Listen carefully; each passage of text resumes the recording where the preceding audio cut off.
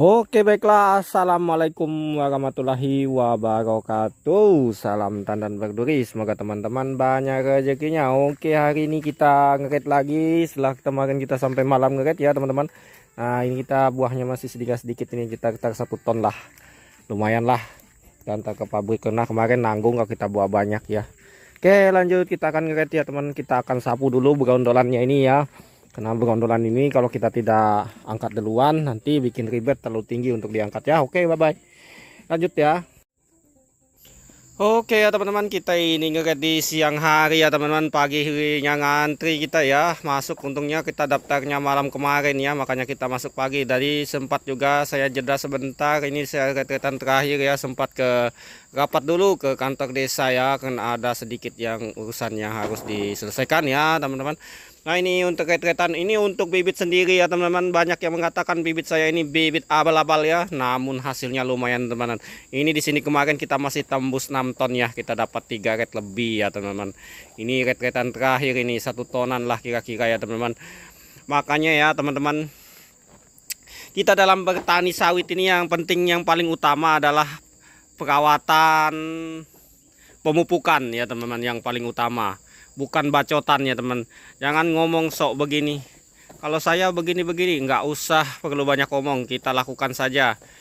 Dan untuk sawit ini sendiri ya teman-teman, kalau saya ya nggak pernah saya, kalau dengar omongan orang, saya sih dengar omongan orang ya, orang ngomong begini-begini, tapi saya praktekkan di lokasi itu tidak memungkinkan atau tidak bagus ya teman, tidak saya lanjutkan. Kalau di sini saya untuk pemupukan sendiri ya teman-teman, saya lakukan per sekali setahun, yaitu 8 bulan sekali ya teman-teman, tergantung stok pupuk ya teman-teman. Mungkin yang paling bagusnya sih sebenarnya 3 bulan sekali ya pemupukan, tidak perlu terlalu banyak katanya sih. Saya tidak pernah melakukan pemupukan tuh yang orang tuh sistemnya pemupukan 1 kilo seperti itu ya teman-teman. Nggak pernah saya melakukan pemupukan sedikit ya teman-teman, karena saya pemupukan tuh paling sedikit 5 kilo ya, subsidi maupun non subsidi ya teman-teman. Mungkin kalau untuk harga subsidi non subsidi sekarang saya nggak sanggup, mungkin ya paling tidak saya hantam 3 kilo per pohon ya teman-teman. Nah karena untuk saya lakukan 1 kali aja 1 tahun. Karena mengapa saya lakukan pemupukan 1 kali aja dalam 1 tahun nih ya teman-teman, karena waktunya saya tidak cukup untuk perawatan. Karena seperti penyemprotan, penebasan itu saya lakukan sendiri, bahkan penunasan saya lakukan sendiri ya teman-teman. Tergantung modal, kalau saya dekat mau beli pupuk saya paksa lakukan penunasan sendiri, karena mending saya limbang ke pupuk daripada ke penunasan ya. Urusan penunasan bisa kita lakukan sendiri. Nah kalau pupuk ini biasanya stoknya biasanya kadang langka ya teman-teman, apalagi pupuk yang memang yang non subsidi ada, namun beragam jenisnya ya teman. Kalau pupuk non subsidi macam-macam jenisnya. Kalau jenisnya orang nggak, jarang pernah pakai, saya nggak bakal pakai ya teman-teman.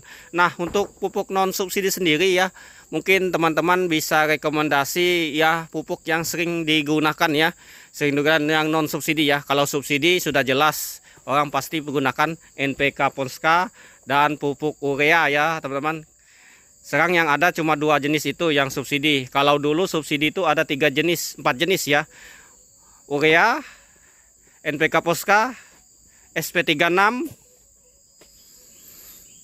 terus ZA ya, ada 4 jenis dulu yang subsidi. Sekarang sudah dicabut semua. Nah untuk subsidi sekarang nggak ada sama sekali ya teman. Urea maupun Ponska sudah nggak ada lagi. Mungkin subsidi untuk sawit nggak ada ya. Mungkin bisa kita beli, mungkin itu nanti subsidi miliknya petani padi dan petani karet atau pekebun karet ya teman-teman. Kalau untuk pekebun sawit sekarang subsidinya sudah nggak ada lagi ya teman-teman. Karena memang untuk apa namanya, untuk sawit ini sendiri adalah pohon rakus ya teman-teman, dia selalu menggunakan pupuk yang banyak ya baru mau ya. Nah itu dia. Nah untuk pupuk subsidi saya menggunakan yaitu 5 kilo per pohon. Nah ini untuk sekarang ini, untuk mencari pupuk subsidi kita cari buangan dari petani padi dan petani karet ya. Kita nanti mungkin ada nanti jebolan pupuk-pupuk yang dari sana ya teman-teman, mereka nggak ambil daripada stoknya menumpuk di gudang. Karena memang untuk pupuk ini kalau di stok di gudang ya teman-teman, memang dia keras nanti untuk pendistribusiannya, kalau nggak cepat ya nanti dari kedinasan ya dipertanyakan ya teman, makanya cepat didistribusikan ke petani, karena banyakkan petani karet dan petani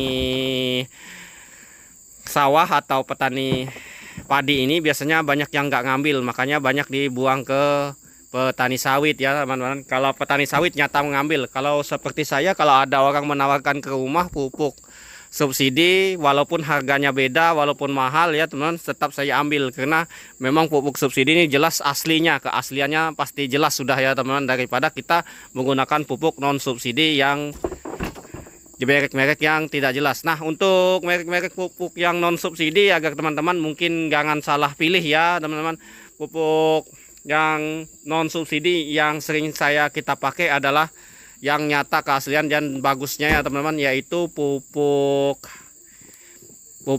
Kebomas. Kebomas ini ada 3 jenis ya teman-teman, ada yang tulisan kuning atau karung kuning dan tulisan hitam. Biasanya yang paling bagus itu adalah ya tulisan hitam ya biasanya unsurnya, dan 3 jenis ya. Kebomas ya, gunakan Kebomas. Terus kalau jenis ureanya itu NPK ya, Kebomas itu termasuk pupuk NPK ya. Kalau untuk ureanya sendiri biasanya pupuk daun dan buah ya, milik produksi PKT ya. Nah, daun dan buah. Tapi unsurnya pupuk urea daun dan buah ini juga ya, kalau menurut saya ya standar aja ya kalau kena kita pakai. Dan saya lihat di kebun-kebun kakak saya kan menggunakan itu ya teman-teman. Kalau saya sendiri belum pernah pakai pupuk daun dan buah ini ya. Memang harganya sedikit murah ya. Nah, Kebomas. Terus lagi pupuk yang sering dipakai adalah Petrocas ya, Petrocas. Kalau tulisannya Petrocas, atau terserah teman-teman bacanya seperti apa, karena saya tidak ahli bahasa Inggris ya. Petrocas ya, itu lumayan bagus, itu jenis urea kayaknya. Campurannya sepertinya ureanya gede ya, soalnya N-nya gede sampai 46% ya. Nah, kemudian kalau seperti SP36, nah pernah saya menggunakan ini mahkota, pupuk mahkota. Kalau pupuk mahkota ini cuma oke ya teman-teman, pemberat buah ya. Sudah selesai, ini anggat keretan kita sudah selesai ya teman-teman, tuh sawitnya tumbang.